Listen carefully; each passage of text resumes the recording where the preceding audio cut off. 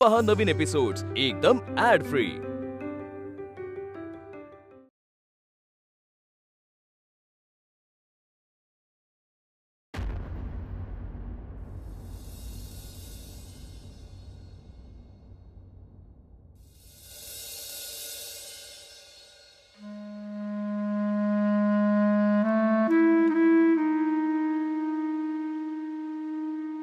वैद्यबुवा, अहो काय झालं हिला? सकाळपासून त्रास होतोय. तुमचे निदान काय सांगते? कठीण आहे.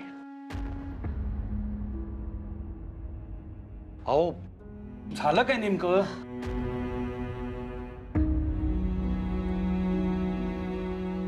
बळवंता, कठीण आहे रे. व स्पष्ट सांगाया. अरे ज्याची शंका होती तेच घडले. पण आता तुम्हा सर्वांना जबाबदारीने आणि सांभाळून वागावे लागेल. शक्य तितकी काळजी घ्या तिची. दुर्लक्ष होता कामा नये. वैद्यबुवा स्पष्ट सांगाया. नेमके काय झाले आहे? आणखी किती स्पष्ट सांगायचे? अहो पण म्हणजे आता वडिलांनी आईची आणि तिच्या पोटातील बाळाची काळजी घ्यायला नको का? काय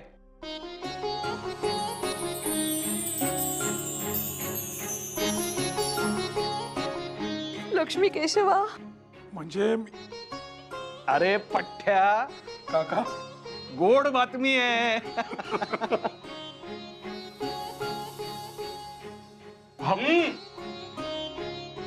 बाळ, तुझ्या मनात काय चालू आहे हे समजू शकतो आम्ही आता. तसे काही नाही काकू. परंतु आता आपल्या मंडळींची नीट काळजी घ्या. काय? आणि भामे, आतापर्यंत एका बाळाला सांभाळत होतीस, त्यात आता आणखी एकाची भर पडली. अहो मी काय म्हणते, हा. त्या विद्वांसांकडे निरोप पाठवायला लागेल नाही? पाठवावाच लागेल. आनंदाची बातमी नाहीये का? इतकी गोड बातमी दिलीये. ताईंना सांगितलं तर त्यांनाही खूप आनंद होईल नाही का? तू गप्पा काय मारत बसलीस? मी वैद्यबुवांना सोडून येतो. हो हो आले. चला, आभारी आहे. या. मी आले देवापुढे साखर ठेवून. होय.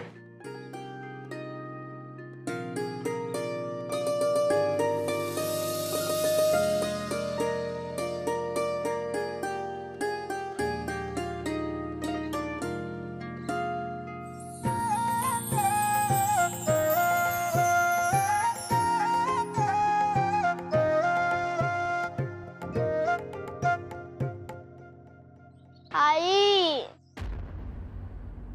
नमस्कार. बुवा, हा, जरा अर्धा शेड पेढे द्या मला. हो देतो. आज काय विशेष? विशेष म्हणजे भूक लागली, दे ना ग दूध. थोबाड बंद कर. तुला कशाला पाहिजे दूध? मुलगी आहेस तू, शांत बस. बाळाला पिऊ दे दूध. अहो, हे काय म्हणताय? आई आहात ना तिची? कोण तुम्ही? हिला राहू दे उपाशी, काय बिघडत नाही. हो, असे काय म्हणता? आई आहात ना तिची? आणि मुलाच्यात आणि मुलीच्यात भेद करता? मला भूक लागली हो. होय बाळा. अहो दादा, आमच्याकडे पैसे नाही दोघांना पोसायला, मग मुलाला द्यायला नको. अहो ताई, परमेश्वर देखील स्त्री आणि पुरुषाच्यात भेद करत नाही. मग आपण कोण लागून गेलो? या जगातील प्रत्येक नागरिक सशक्त आणि सुदृढ व्हायलाच हवा. त्याशिवाय देशाची प्रगती कशी होईल? आणि स्त्री हा तर घराचा कणा असतो. तिलाच खाऊ पिऊ घातले नाही तर घर सुदृढ होईल का? पुढची पिढी आणि आपला देश कणखर कसा होईल?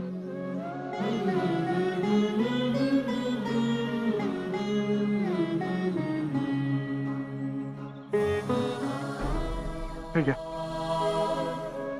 आणि चांगला पेला भरून दूध द्या त्या मुलीला. खायला प्यायला देखील जिन्नस पुरवा. ताई, आपल्या मुलाची आणि मुलीची काळजी घ्या. फार महत्वाचे असते ते. त्यांना रोज हवे तितके दूध द्या. हवे तर पैसे मी दे. कोण कुठले तुम्ही दादा? आणि एवढं? हात जोडू नका. तुम्ही मोठ्या आहात माझ्याहून.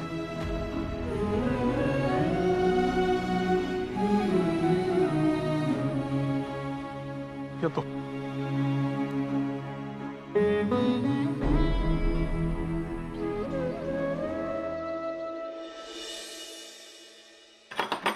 गोपाळराव, आलो ओ गोपाळराव. आलो. बळवंतराव, तुम्ही आता यावेळी इथे? या बुवा, या जरा बसा इथे. हो, तुम्ही बसा शांत व्हा, मी पाणी आणून देतो. नाही पाणी वगैरे काही नको, बसा तर खरे इथे.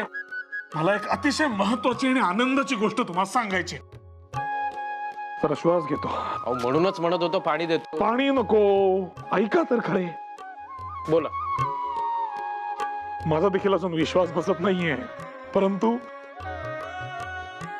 माझे अपत्य, माझे मूळ जन्मास येणार आहे. खरंय तुमचं. आता आपण शाळा सुरू करणार म्हणजे एका अर्थी आपल्या अपत्यच. तुम्हाला आनंद होणं स्वाभाविक आहे. गोपाळराव, अहो किती निरस तुम्ही. अहो, किती तो निरसपणा. अहो, शाळा हे आपले अपत्य झाले, आपले मूल झाले. मी म्हणतोय माझे मूल म्हणजे आमची सत्यभामा. तिला दिवस गेले. काय सांगता काय बळवंतराव? हो, मग आई होणार आहे ती. अहो, मला क्षमा करा, मला समजले नाही. अभिनंदन तुमचे, अभिनंदन. धन्यवाद. संसाराची पुढची पायरी चढली म्हणायची तुम्ही. होय होय होय.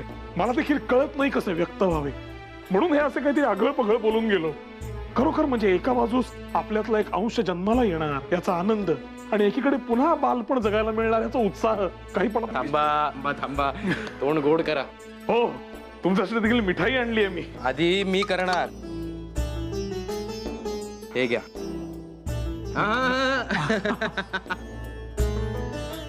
गोपाळराव, अहो काल भामाला अकस्मात घेरी आली, म्हणून तातडीने वैद्यबुवांना बोलावून घेतले. त्यांनी तपासले आणि ही आनंद वार्ता दिली. मी म्हटले मला लवकरात लवकर ही वार्ता कुठल्या तरी जवळच्या व्यक्तीला सांगायची, म्हणून आज तातडीने निघून आलो आणि तुम्हाला सांगितले. अभिनंदन, अभिनंदन. आणि वहिनींनाही शुभेच्छा सांगा. होय. बळवंतराव, तुम्ही खूप आनंदाची बातमी दिलीत आज. परंतु गोपाळराव, मला एक क्षण दडपणच आले. मी मनात म्हटले ही शाळा सुरू करणे एक वेळ सोपे कार्य, परंतु मूल वाढवणे महाकठीण. नक्की जमेल ना हे कार्य आपल्याला, अशी धडकीच भरली. कोण म्हणाल तुम्हाला शाळा सुरू करणं सोपं काम आहे? हे बघा, काल आपले बोलणे झाले आणि लगेच टिप्पणी काढून ठेवल्यात मी. हे बघा, एवढ्या सगळ्या गोष्टी करायच्या आहेत.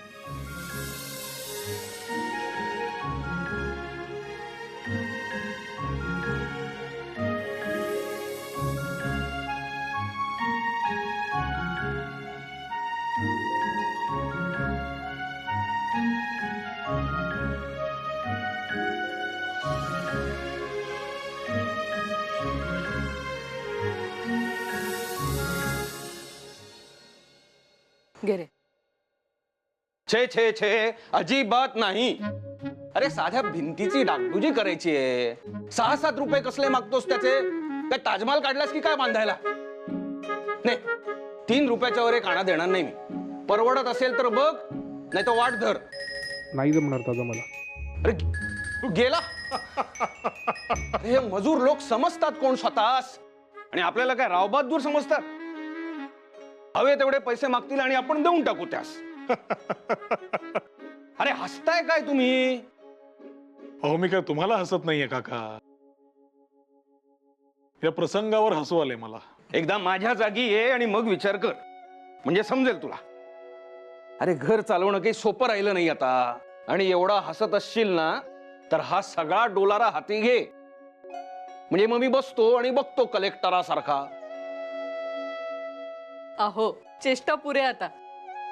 मी तुमच्यासाठी देखील दूध आणते. हा, नाही नाही, चेष्टा नाही करत आहे हो गोपिकाबाई, खरं तेच सांगतोय.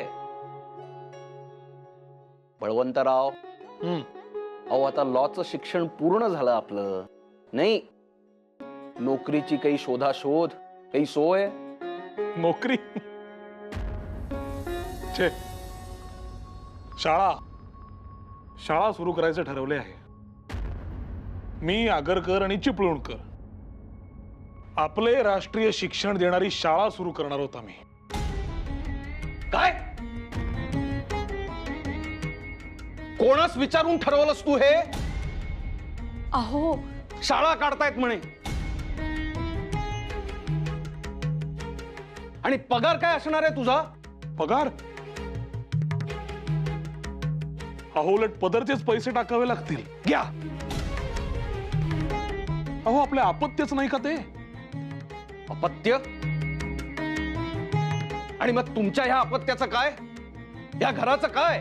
काही सगळी जबाबदारी फक्त आमची आहे आणि तुम्ही फक्त उंडारत राहणार बाहेर. काका, मी पूर्वी देखील म्हणालोय, चार चौघांसारखे संसारात रमणे हा माझा प्रांत नव्हे. माझे कार्यक्षेत्र. अरे पण म्हणून काय आम्हास आणि या घरास झटकून टाकणार आहेस का तू? अरे आता बाप होणार आहेस तू, बाप. निदान ह्या जबाबदारीची जाणीव तरी ठेव. अहो काय हे, कसे बोलताय हो तुम्ही? सकाळी सकाळी वाद घालू नका बरं. अहो मग कधी बोलायचं आम्ही? यांच्या येण्या जाण्याच्या वेळा काही ठाऊक असतात का आपल्याला? काळ, कृपाकर, ह्या नसत्या उठाठेवी बाजूस ठेव बघू आणि सरळ नोकरी धर कशी. अरे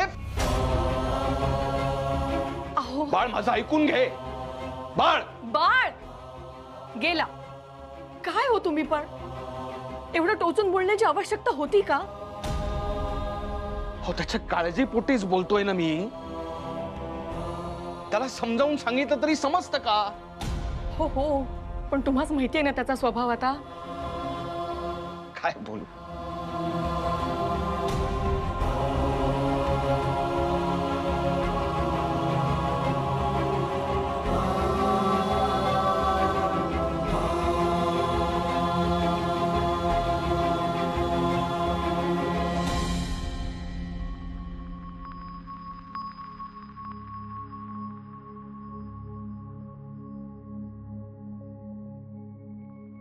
आपले म्हणणे यांना कधी समजणार आहे कुणास ठाऊक. काय हो, काय झालं? आपण म्हणजे देश घडवण्याची स्वप्न पाहावीत आणि यांचे प्रश्न म्हणजे घरातले डाळ तांदूळ, घरातल्या भिंती, त्याचा रंग आणि त्याचे पोपडे. छे, शांत व्हा, पाणी प्या. पाणी कसलं विचारता मला सदान कदा? अहो तुम्ही बाहेरचा राग माझ्यावर का काढताय? मग काही झालं की आपले सतत पाणी प्या म्हणजे? शांत व्हा, बसा. मला काही बसायचे नाही. अहो बळवंतराव, बसा बसा. सोडा. काय झालं सांगा तरी. गोपाळराव, आपल्या मनात नेमके काय चालले आहे? आपली विचारधारा काय? आपली स्वप्न काय? आपली ध्येय काय? हे आपल्या घरच्यांना कधी कळूच नाही. हे अशीच योजना असते का नियतीची? तू आता बाप होणार आहेस रे, त्यामुळे जरा जबाबदारीनं वाग. हे लष्कराच्या भाकऱ्या थापवणं ना बंद कर आता. हेच शब्द असतील. हेच. अहो, समाज स्वतःच्या पायावर खंबीरपणे कसा उभा राहील असा विचार मनात असताना घरात भाकरी कशी आणावी, भिंतीला पडलेले पोपडे दुरुस्त कसे करावेत हे विचार येत नाहीत हो. पण हे आपल्या घरच्यांना सांगणार कोण? नि कळेल कसे त्यांना? अहो नाहीच कळणार, आणि आपणही सांगायला जायचं नाही. ते या ना त्या प्रकारे आपला पाय मागे खेचायचा प्रयत्न करतीलच. हा, त्यात त्यांचा दोष नाहीये, पण आपण आपल्या देहापासून मागे हटायचं नाही. अहो तुमचेच आवडतीचे वाक्य आहे ना. होय, कर्तव्याच्या मार्गावर चालत असताना घराचा उमरा अडसर ठरता कामा नये. बरोबर. आणि ही परिस्थिती फक्त तुमच्याकडेच आहे असं नाही, आमच्याकडेही तीच तर आहे. हे बघा, आईला स्पष्टपणे लिहिलंय, माझे जरी शिक्षण पूर्ण झाले असले तरी मी काही सरकारी नोकरी करणार नाही. आपल्या मुलाच्या मोठमोठ्या परीक्षा झाल्या, त्यामुळे आता त्याला मोठ्या पगाराची चाकरी लागेल व आपले पांग फिटतील. हे मोठाले मनोरथ आई तू जर करीत असशील तर मी तुला आत्ताच सांगू इच्छितो, मी काही विशेष सुखाची, विशेष संपत्तीची हाव न धरता पोटापुरता पैशांवर संतोष मानून येणारा सर्व काळ परहितार्थ खर्च करणार आहे.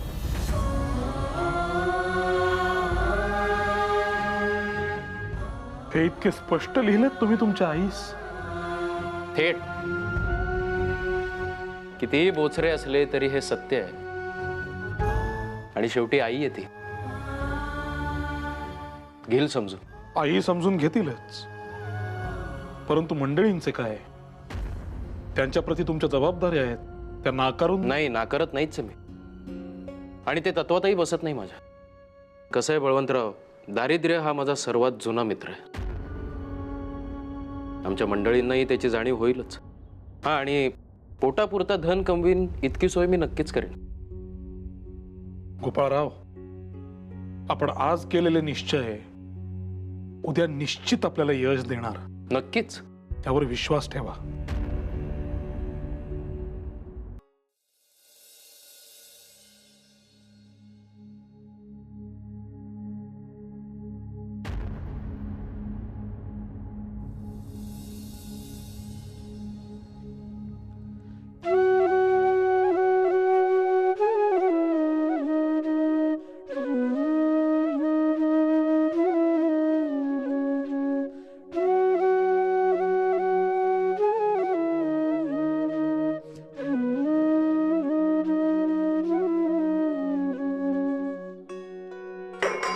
अहो, कधी आलात? आत्ताच. झोप तू झोप. चुकून भांड पडले म्हणून तुला जाग आली. नाही नाही, तुमचीच वाट पाहत होते, तेवढ्यात डोळा लागला. मी तुमच्या नाही नाही, थांब जरा भामे. आजच अगरकर बुवांना आपल्याकडची गोड बातमी देऊन आलो. आणि तेव्हा मला जाणवले, आपल्या आयुष्याच्या प्रवासातील प्रत्येक पावलावर मला तुझ्याकडून फक्त आनंदाचे क्षण मिळाले. आणि त्यासाठी मी आयुष्यभर ऋणी राहीन. अहो, ऐकेल कोणीतरी, असं बोलतात तरी का? ऐकू द्या. खरे सांगायला कुणाची भीती. पण बरं का भामाबाई, आता स्वतःच्या खाण्यापिण्याच्या निजायच्या वेळा नीट जपायच्या. स्वतःला अजिबात त्रास करून घ्यायचा नाही. सगळी कामे जपून करायची. इतक्या बायका पोटोशा राहतात, त्या काय सगळ्या जपून जपून कामं करतात? त्यांचे मला माहित नाही. हे अपत्य आपले आहे. स्वतःची नीट काळजी घ्या. आणि मला खात्री आहे, आपलं हे बाळ फार विशेष असणार आहे आपल्यासाठी. पहिलंच आहे ना. बरं, तुला एक सांगायचेच राहिले. आजवर माझ्या मनात फक्त हा प्रश्न निर्माण व्हायचा की आपण आपल्या देशासाठी, समाजासाठी नेमके काय करू शकतो. पण आज त्या प्रश्नाला कृतीची जोड मिळाली. म्हणजे? अलीकडे विष्णू शास्त्री चिपळूणकरांची माझी वारंवार भेट होते. आणि त्यांच्या सोबतीने आम्ही स्वतःची शाळा सुरू करायचे ठरवले आहे. अहो, काय सांगताय काय? होय. म्हणजे एकीकडे ही शाळेची आनंद वार्ता, त्यात तू ही गोड बातमी दिलीस. सगळं काही मनासारखं घडतंय. आता आणखी काय हवे? ऐकतोयस ना रे? आधीच तुझे वडील त्यांच्या विश्वात मग्न असायचे. आता तर काय मोठंच कारण मिळालं. तेव्हा आता तूच सांग बघू त्यांना, घरी उशिरा यायचं नाही आणि आईची काळजी घ्यायची. वा वा वा वा, हे बाकी छान आहे हो. म्हणजे आत्तापासूनच आपल्या बाळाला तीर्थरूपांच्या तक्रारी ऐकवतेस. आणि हो, आपले बाळ तो कशावरून? तेवढं कळतं हो आम्हाला. बाई, तुमचं जेवण व्हायचं असेल ना, चला वाढते. हाच धसमुसळेपणा टाळायचा आहे आपल्याला. हेच सांगतोय मगाचपासून. स्वस्त बैस बरं. आणि मी एकीकडे गेलो होतो, तिथे माझं जेवण झाले. म्हणजे मग आता आजचं उरलेलं कळवायचं तरी. ऐनवेळी ठरलेला कार्यक्रम, निरोप कसा पोहोचवणार? बरं, आपल्याकडे काही विलायतेसारखे तंत्र नाही एकीकडून दुसरीकडे निरोप पोहोचवणारे स्वतः गेल्याशिवाय. खरंच असंही काहीतरी आहे? होय, खरंच. टेलिफोन म्हणतात. नुकताच शोध लागलाय. एकीकडून दुसरीकडे स्वतः न जाता आपल्याला निरोप पोहोचवता येतो, संवाद साधता येतो तंत्राद्वारे. काहीतरी बाई, कमालच आहेत नाही हे लोक. काय काय शोध लावतील. उद्या तर म्हणतील पोटातल्या बाळाशी सुद्धा संवाद साधता येतो. आपण किती सहज म्हणून जातो ना, काय शोध लावतील ते. त्यांच्याकडे कसं सगळं प्रगल्भ आहे, हुशारीच आहे. आणि आपण कोण? मागास. हा असा प्रचार केलाय आपल्याबद्दल या गोऱ्यांनी. खर तर ज्ञानाचा प्रसार करावा ही आपली संस्कृती. परंतु हे काय करतात, सगळे ज्ञान स्वतः पुरते, स्वतःसाठी. अहो, काय होतं अचानक असं तुम्हाला? आत्ता तर इतके आनंदी होतात ना. भामे, मला आपल्या बाळाला आणि इतर बालकांना देखील हे दाखवून द्यायचे आहे की आपले वैदिक ज्ञान श्रेष्ठ आहेच, परंतु आता आपण आधुनिक शास्त्र देखील शिकणार आहोत.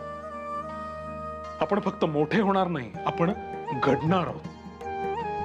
आणि गणित, विज्ञान, जगात जे काही श्रेष्ठ असेल त्याचा ध्यास घेणार आहोत. आणि बाई ग, मला तर काळजीच वाटते हो तुझी. अजून बाहेरही आलेला नाहीयेस आणि काय काय शिकावं लागणार आहे तुला. बरं, माफ करा चिरंजीवा मास, माफ करा. अहो, पण काय आहे, तुमच्या वडिलांना जरा वाहवत जाण्याची सवय आहे. पण काळजी करू नका, तुम्हाला शिस्त लावण्याबरोबरच तुमचे पुरेसे लाड सुद्धा करतील ते, आणि तुमच्या आईचे सुद्धा.